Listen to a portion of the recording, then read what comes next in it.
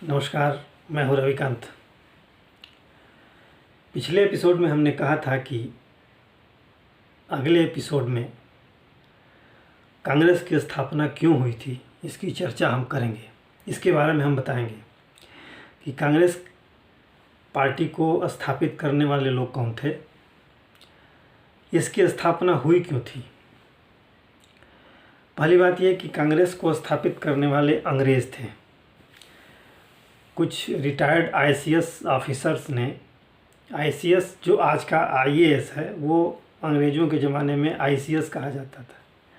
तो कुछ जो अवकाश प्राप्त आईसीएस ऑफिसर थे उनके दिमाग की उपज थी कि एक ऐसा संगठन बनाया जाए जो राजनीतिक कार्यों के लिए हो, राजनीतिक उद्देश्य के लिए हो। उसमें सबसे पहले थे एओ ह्यूम, विलियम वेडरबर्न और जॉर्ज यूल और भी कई ऐसे अंग्रेज ऑफिसर थे। और एओ ह्यूम ने उस समय तत्कालीन जो डफरिन वायसराय थे यहाँ के, उनसे काफ़ी पत्राचार भी किया था। और एओ ह्यूम ने डफरिन से ये आश्वासन लिया था कि हम एक संगठन की स्थापना करने जा रहे हैं और उस संगठन के लिए आप सहमति अवश्य दीजिएगा, इसमें कोई अड़ंगा न पैदा कीजिएगा।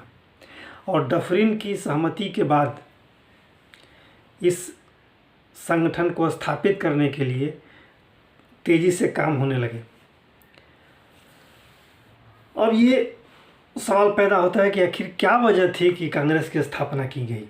दरअसल आपको सबको पता है कि 1857 में बहुत बड़ी क्रांति हुई थी इस देश में अंग्रेज़ों के खिलाफ। और उस क्रांति ने अंग्रेज़ों की नींव हिला दी थी, बिल्कुल चूल्हे हिला दी थी। अंग्रेज़ इस कल्पना में नहीं थे कि ऐसा विद्रोह, ऐसा ताकतवर विद्रोह हमारे खिलाफ खड़ा हो सकता है इंडिया में। और वाकई जो एनर्जी उस समय पैदा हुई वो एनर्जी बिल्कुल अकल्पनीय थी। ऐसा विद्रोह, उसमें बहुत से अंग्रेज़ कमांडर मारे गए, बहुत से अंग्रेज़ ऑफिसर मारे गए, अंग्रेज़ों को बहुत नुकसान हुआ और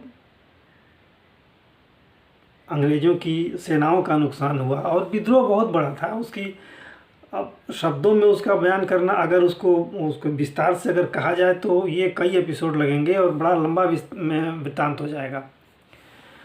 लेकिन इतना जानिए कि वो विद्रोह इतना भयानक था कि अंग्रेज उससे बिल्कुल पिछले पांव पे आ गए थे। वो नहीं चाहते थे कि आगे ऐसा विद्रोह हो। 1857 तक जो यहाँ का शासन था वो ईस्ट इंडिया कंपनी के अंतर्गत था। ईस्ट इंडिया कंपनी ही अनेक अधिनियमों के द्वारा यहाँ शासन करती थी, उसके नियम कानून लगते थे। विद्रोह के बाद अंग्रेज़ों को लगा कि अगर हम इस शासन को नए परिवेश में नहीं बनाए, अगर इस ईस्ट इंडिया कंपनी के हाथों से नहीं लिए तो यहाँ टिकना मुश्किल हो जाएगा। और उस समय पूरे यूरोप का व्यापार भारतीय कच्चे माल से होता था, आधार स्तंभ था यहाँ का। इसलिए अंग्रेज नहीं चाहते थे कि इस देश को छोड़ा जाए, खाली किया जाए। यही वजह थी कि उतने विद्रोह के बाद भी अंग्रेजी शासन इस तत्परता से लगा रहा कि हमारा शासन जो है वो विखंडित न हो और हमारा शासन अपनी गति से अपने अनुसार चलता रहे। यही वजह थी कि इंग्लैंड का जो शासन था, वहाँ की जो सरकार थी, उन्होंने ईस्ट इंडिया कंपनी से वो अधिकार, शासन के अधिकार वापस ले लिए। और अब अंग्रेज की सरकार, ब्रिटेन की सरकार यहाँ की शासन व्यवस्था चलाने लगी। अब वो अधिकार अंग्रेजी गवर्नमेंट के अंतर्गत आ गया ईस्ट इंडिया कंपनी से लेने के बाद। 1858 में अब अंग्रेज़ की जो इंग्लैंड की सरकार थी, उन्होंने इस देश पे अपना प्रत्यक्ष शासन स्थापित किया। इंग्लिश क्राउन के हाथ में सत्ता आ गई। तो अंग्रेज़ों को ये तब से ही ये दिमाग में था कि ऐसा विद्रोह आगे न हो, इसके लिए कुछ ऐसा किया जाए ताकि हमारी सरकार सुरक्षित रहे और हमारा ये राजनीतिक काम आराम से चलता रहे। अनेक मंथनों के बाद ये दिमाग में अंग्रेज़ों के आया कि एक ऐसा संगठन स्थापित किया जाए जो भारतीयों के द्वारा चलाया जाए, उसमें भारतीय हों, और वो राजनीतिक जागरूकता के लिए, ऐसा तो कहा जाता है कि ये राजनीतिक जागरूकता के लिए था, लेकिन मूल रूप से ऐसा नहीं था। ये कांग्रेस की स्थापना 1885 दिसंबर के 1885 में हुई थी, और ये कहा जाता है कि कांग्रेस इसलिए स्थापित हुआ कि भारतीयों को राजनीतिक रूप से जागरूक किया जाए, लेकिन ऐसा बिल्कुल नहीं था। कांग्रेस की स्थापना इसलिए हुई थी कि अंग्रेज 1857 जैसा विद्रोह पुनः नहीं चाहते थे। इसलिए हालांकि कांग्रेस की स्थापना के सच में एक ये भी कहा जाता है कि एक सेफ्टी वाल्व की थियरी गढ़ी जाती है। सेफ्टी वाल्व जैसे कि उसकी विशेषता होती है कि अगर दबाव ज़्यादा हो तो सेफ्टी वाल्व के द्वारा वो फट जाए और वहाँ से दबाव प्रेशर कम हो जाए और विस्फोट होने से बच जाए। वही हाल था।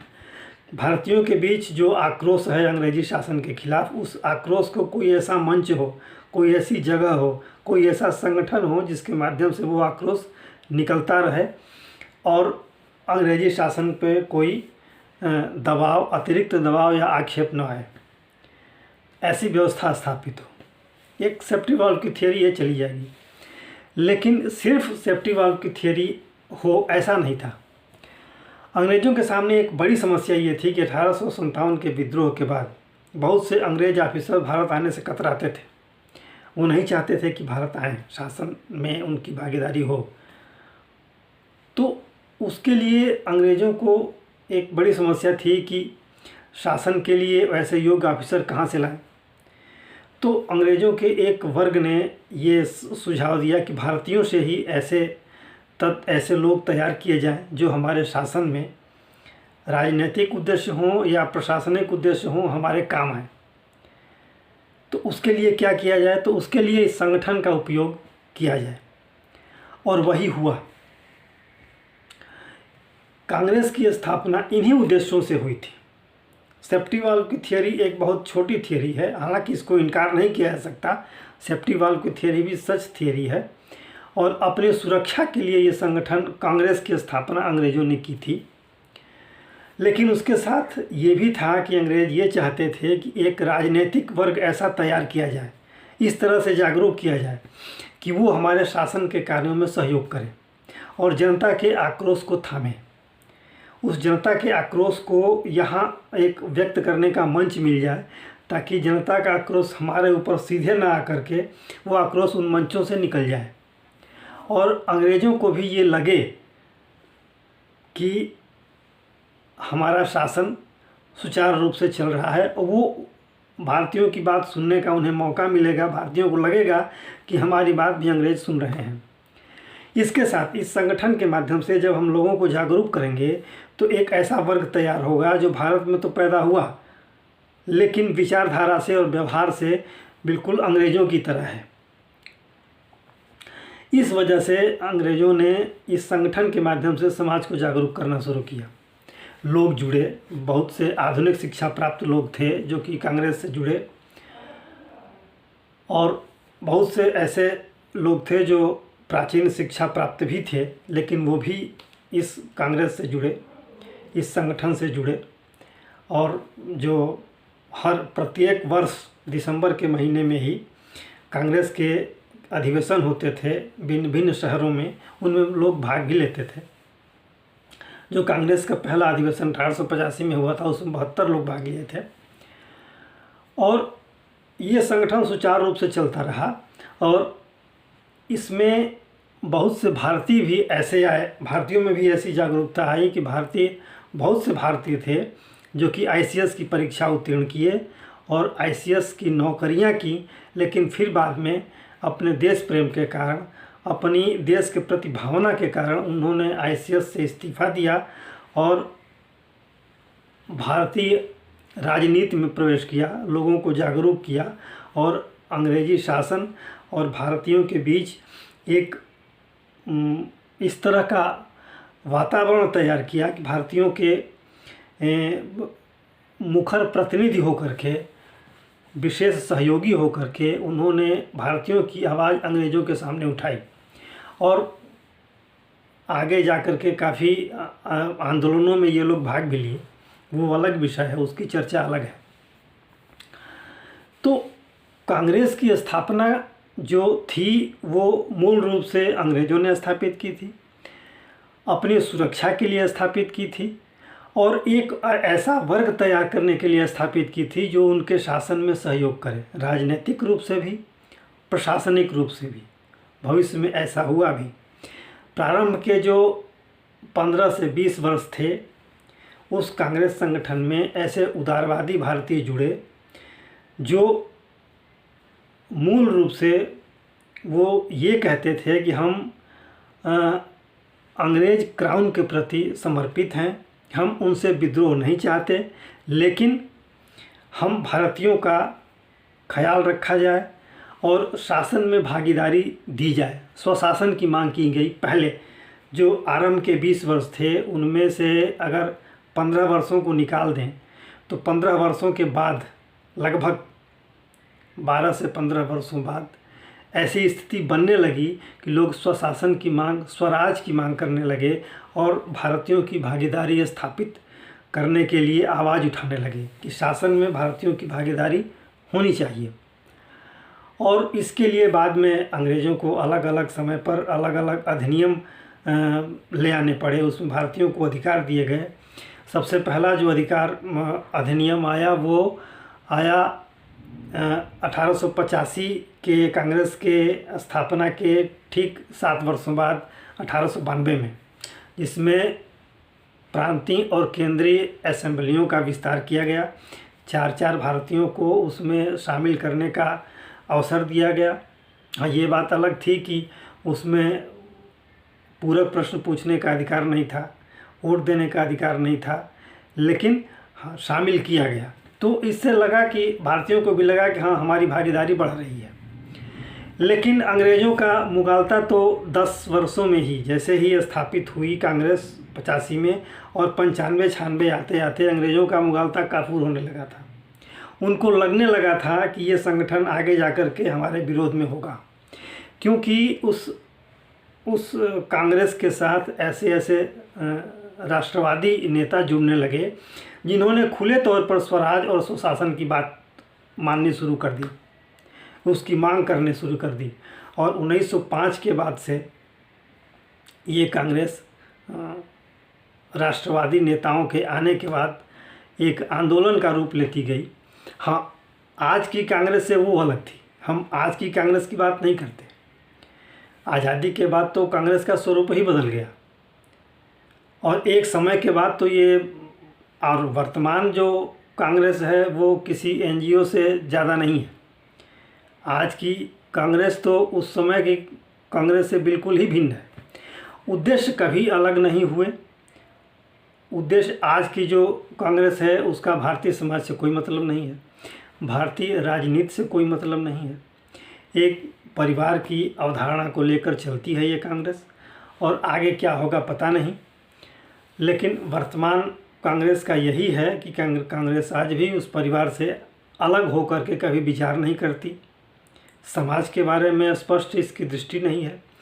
महात्मा गांधी ने इसीलिए कहा था जब देश आज़ाद हुआ था कि कांग्रेस का उद्देश्य अब पूरा हो गया है, अब कांग्रेस को भंग कर देनी चाहिए और लोकतांत्रिक परंपराओं के अनुसार जैसा शासन पद्धति यहाँ विकसित करने की बात कही गई है, उस शासन पद्धति के अनुसार कांग्रेस को नए सिरे से स्थापित किया जाए, नए प्रारूप में तैयार किया जाए, उसके लिए नए सिद्धांत लिखे जाएं और नए उद्देश्य लिखे जाएं, और इन नए सिद्धांतों, नए उद्देश्यों के साथ समाज के साथ मिल कर के इस कांग्रेस को आगे बढ़ाया जाए। लेकिन गांधी जी की बात को उस समय जवाहरलाल नेहरू और उनके मंत्रिमंडल के लोग या कांग्रेस की पार्टी के लोग गांधी जी की किसी भी बात का समर्थन नहीं किया और गांधी जी को हार मान करके देश के विभाजन पर एक मूक सहमति देनी पड़ी। हालांकि गांधी जी कहा करते थे कि नहीं, हम जब तक जिंदा हैं देश का बंटवारा नहीं होगा, लेकिन महात्मा गांधी के जीते जी देश का बंटवारा हुआ। ये अलग विषय है, ये अलग प्रश्न है। इस पर लंबी बहस हो सकती है कि आखिर गांधी जी के जीते जी देश का बंटवारा क्यों हुआ, वो अलग बात है। आज की चर्चा सिर्फ इतनी ही थी कि कांग्रेस की स्थापना क्यों हुई, कौन लोग थे। तो 2-3 बातें हैं। कांग्रेस के स्थापित करने वाले अंग्रेज़ थे और अंग्रेज़ों ने अपनी सुरक्षा में कांग्रेस की स्थापना की थी। और दूसरा, एक ऐसा वर्ग वो तैयार करना चाहते थे भारतीय समाज से जो कि उनके हित में काम करे, जो कि कालांतर में बिल्कुल उनके सोच के विपरीत हुआ। एक ऐसा वर्ग तैयार करना चाहते थे जो कि शासन में भागीदारी हो उसकी, और वो अंग्रेज़ों की तरह सोचें, विचार करें, और एक सुरक्षात्मक अदृश्य दीवार खड़ी हो जाए अंग्रेज़ों और भारतीयों के बीच में, ताकि अंग्रेज़ों की सुरक्षा कायम रहे। आशा है आप मेरी बात समझे होंगे। अपनी बात आप कमेंट के माध्यम से बताइएगा। ये वीडियो अगर अच्छी लगे लाइक और शेयर करिएगा, सब्सक्राइब करिएगा ताकि उत्साहवर्धन हो। हम ऐसे और भी वीडियो ले आएंगे और इस तरह के ऐतिहासिक और राजनीतिक विषयों पर अपने वीडियो हम ले आते रहेंगे। अगले एपिसोड में आपको कुछ ऐसे ही ऐतिहासिक बातों के बारे में आपको फिर बताएंगे। धन्यवाद।